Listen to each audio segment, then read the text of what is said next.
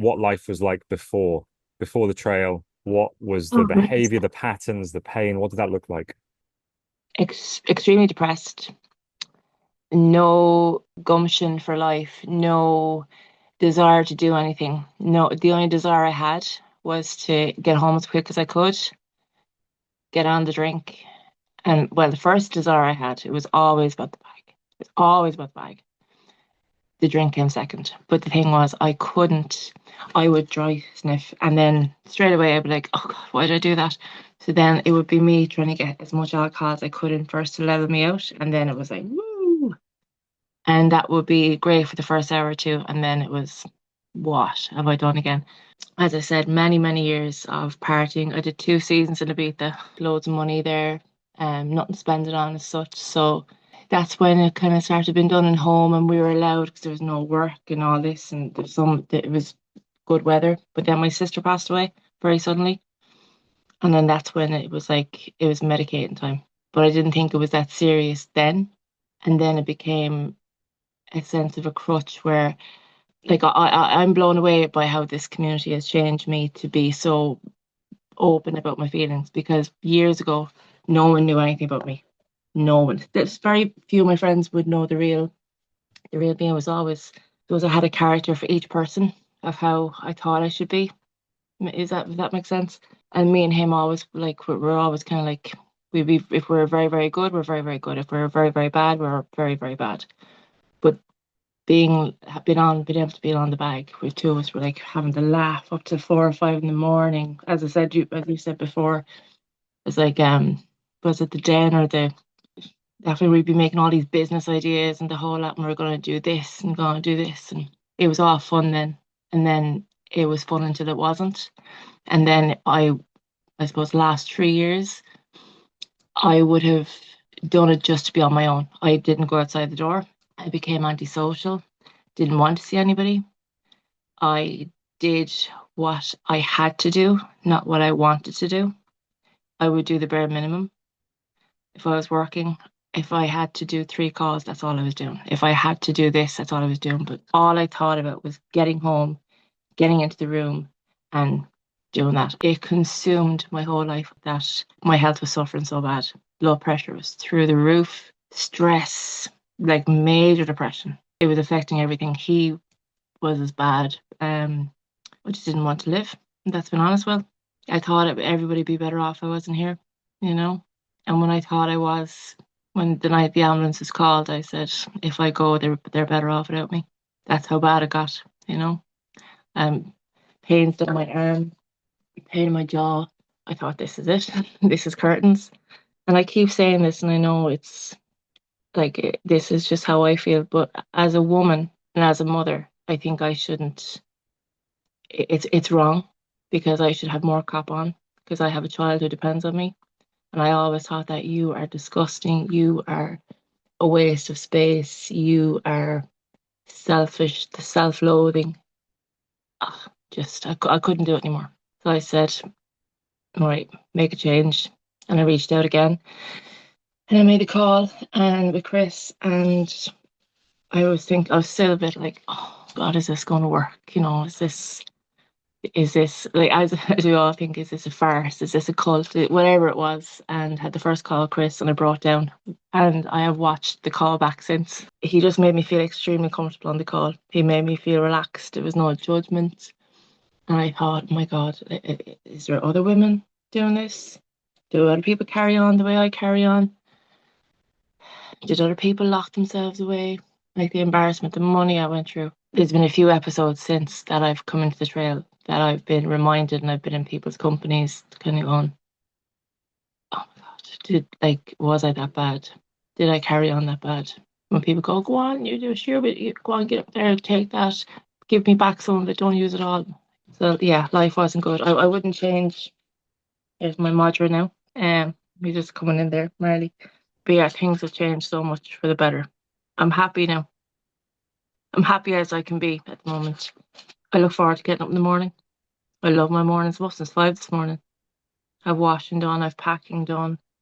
I know what I've got to do for the day. I'm not running around headless. I'm not.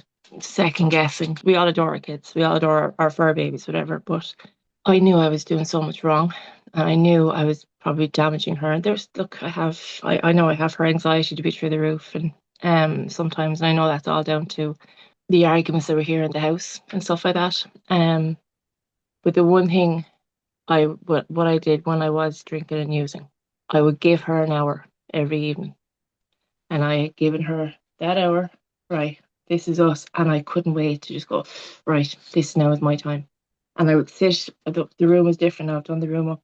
I would sit there in a dark corner, and I would just bump, bump, bump, watch useless stuff online on Netflix until it was gone, and then I'd probably make another phone call 10, 11, and then be up till 3 o'clock, knowing I wasn't going to sleep. And then that's when the self-loathing, that's when the thoughts of why am I doing this and all will come in.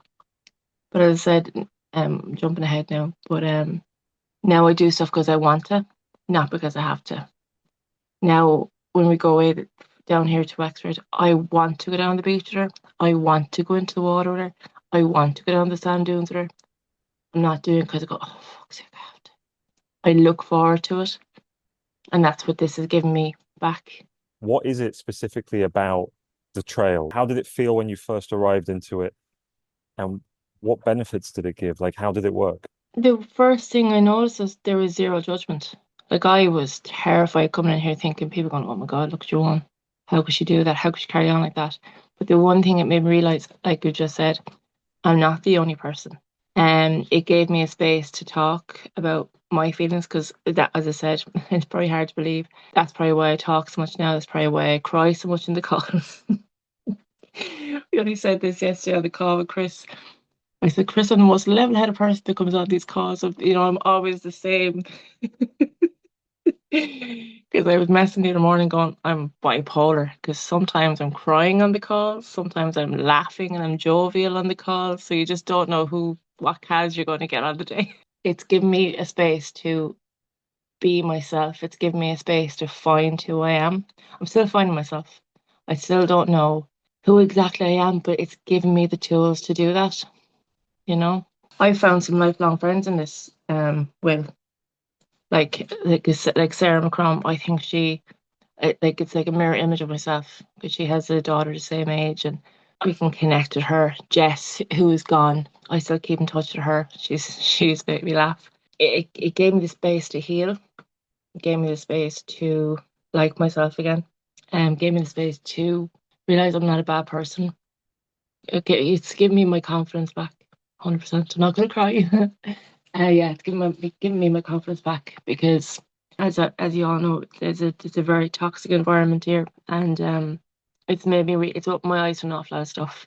I always thought I was the problem, but I was only part of the problem because of getting on every call, which I say to all the new members coming in, get on the calls, get on as many because from each and every one of those calls I've been on, I've picked up something different from it.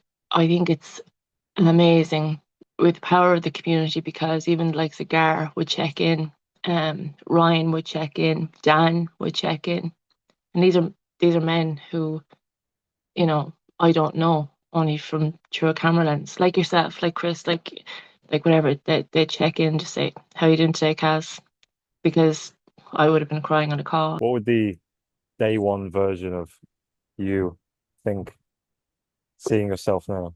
I wouldn't believe it. I wouldn't believe it. It's night and day, being honest. I was lazy.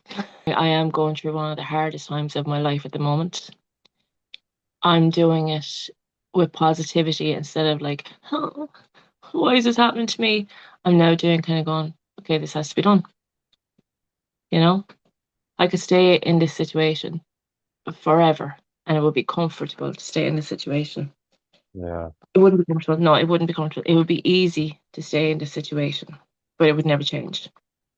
yeah, And if this was me 6 months ago, I would keep doing it and I would keep taking the abuse. I would keep taking verbal abuse, not physical at all, but verbal. I would keep taking it, keep listening to it. But now I'm like, that's on you. Um, Now I see again through different eyes that hurt people hurt, but I can't solve anybody else's problems. I can only solve my own. So, like before, I thought I had to fix everything. I have to fix everything around me. I have to do this on my own. I have to do that. Like all my thought process have changed. Every single one of them.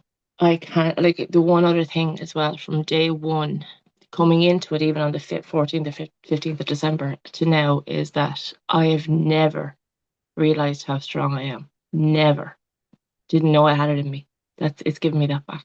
If you're in a position where you think you feel like shit about your life and self-loathing and all this, you can change if you want this.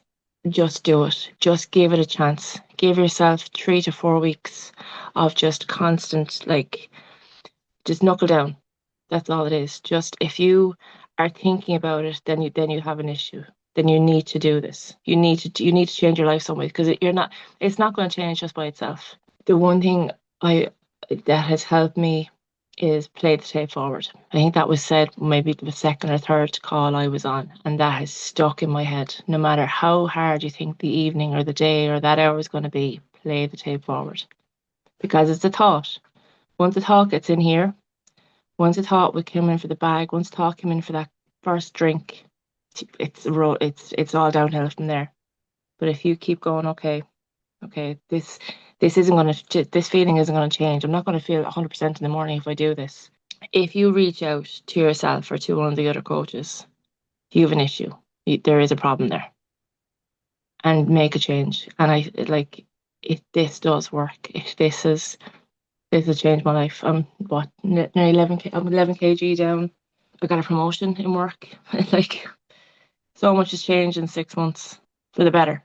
There's going to be more changes, and then another 6 months after that, it's more change. Life has only gotten better. That's all I I can love that. say. Yeah. It's amazing and super inspiring. I appreciate you doing this and opening up and sharing. Like you said, maybe the older version of you didn't share quite as much, but you sharing then, I have no doubt, has probably just saved several people's lives. I have no doubt about it. Well, this So well saved my done. life. This genuinely has saved my life. So I thank you for that.